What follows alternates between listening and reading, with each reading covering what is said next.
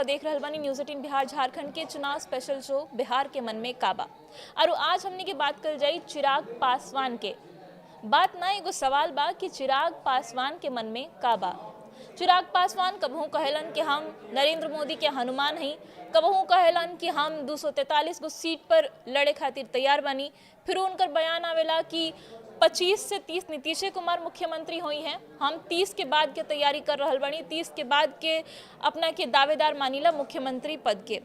अब एगो आरू उनकर बयान आयल बा और ये बयान में दू गो बात गौर करे वाला बा। पहला बात वो कहलन सीट शेयरिंग के लेके कि जल्दी सीट शेयरिंग हो सकता। वो एक तरीका से इशारा दिलन कि नवरात्र के शुभ समय पर सीट शेयरिंग के लेके एगो शुभ समाचार मिल सकत बा। दूसर का इशारा वो कैलन कि अगर सम्मानजनक सीट ना मिली तो वो गठबंधन से अलग होके के भी रास्ता तलाश सकत बड़े। हालांकि कुछ साफ ना कहले, पहले वो बयान सुन ली कि अब सीटों के बंटवारे चयन को लेकर भी चर्चाओं का दौर शुरू होगा। शुभ दिनों की शुरुआत है, नवरात्रि की आज से शुरुआत है, तो मुझे लगता है शुभ दिनों में शुभ बातचीत होगी और सब अच्छा रहेगा। प्रभु सम्मानजनक ही रहेगा, सम्मान से समझौता करके तो कौन किस गठबंधन में रहा है। तो सुननी रवा कैसे चिराग पासवान साफ कर देले बड़न कि बहुते जल्द एनडीए में सीट बंटवारा हो जाई। और उ इहो बात पर जोर देलन कि उ सम्मानजनक सीट मिलला बिना गठबंधन में रहे पर राजी नहीं खन। उ कहलन कि केहू जब कोनो गठबंधन में जाला तो उस सम्मानजनक सीट के साथ ही लड़ल चाहेला, बिना सम्मानजनक सीट के कहाँ केहू गठबंधन में रहेला। अब चिराग पासवान के लेके विपक्ष बार बार हमला करेला कि उ अपना आप के मुख्यमंत्री के रूप में स्थापित कर चाहतरन। उ सीएम नीतीश के कुर्सी पर उनकर नजर बा। बाकी चिराग पासवान बार बार ही साफ करेलन कि हमार मुख्यमंत्री बने के कोनो लालसा नहीं है।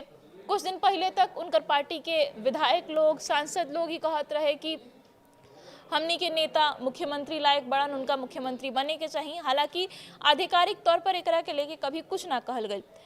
बीते कुछ दिन में चिराग पासवान कहलन कि मुख्यमंत्री के जौन पद बाटे वो तो नीतीश कुमार के रही 2025 में, एमे कौनो शक नहीं है, कौनो दूर आए नहीं है। 25 से 30 नीतीश कुमार मुख्यमंत्री बाड़न बिहार के, एनडीए के उम्मीदवार उहे रही हैं। बाकी 30 से 35 खातिर हम तैयारी कर रहल बनी। एकरा साथ ही बार बार ऐसा बयान देवलन जेकरा से उनकर भूमिका पर सवाल उठेला। काहे कि 2020 के चुनाव में ऐसे ही भइल रहे, एनडीए के हिस्सा रहन चिराग पासवान। बाकी जब चुनाव नजदीक आयल तो वो यह कह के छोड़ दिलन एनडीए के साथ कि उनका सम्मानजनक सीट ना मिलल। चिराग पासवान के अलग भइला से एनडीए के काफ़ी घाटा भइल रहे, खास करके जेडीयू के। जहाँ जहाँ जेडीयू के उम्मीदवार लड़ल रहन ओहिजा ओहिजा चिराग पासवान अपन उम्मीदवार उतरले और वो उम्मीदवार वोट काटे के काम कैले रहन जेडीयू के। अब एक बार फिर से चिराग पासवान कहीं ना कहीं इशारा में बात कर रहल बड़न कि हमरा सम्मानजनक सीट चाहिए।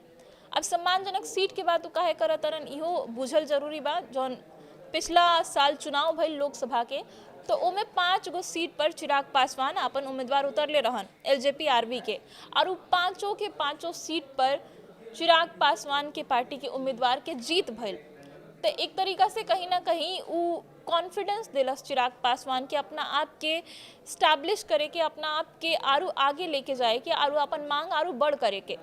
अब वही साबित कर रहल बने, अपन आंकड़ा दिखा रहल बने कि हमार तो भैया स्ट्राइक रेट 100 रहे, हमरा जितना सीट मिलल ओकरा पर जीतनी। तो अब की हाली हमरा सम्मानजनक सीट मिले के चाहिए। और इहो कहले कि ई जौन नवरात्र के शुभ समय चल रहल बा ओमे एनडीए में शुभ समाचार मिल सकत बा, सीट के बंटवारा जल्दी हो सकता और केकरा कितना सीट मिली वो बहुते जल्दी पता चल जाई। अभी सम्मानजनक सीट कितना हुई और वो एकरा से संतुष्ट हुई है कि ना हुई है, ये बात तो सीट शेयरिंग के बादे पता चली। बाकी वीडियो रवा कैसन लागन हमरा के कमेंट में बताइम। और न्यूज़ 18 पर देश दुनिया से जुड़ल सब खबर लगातार जारी बा।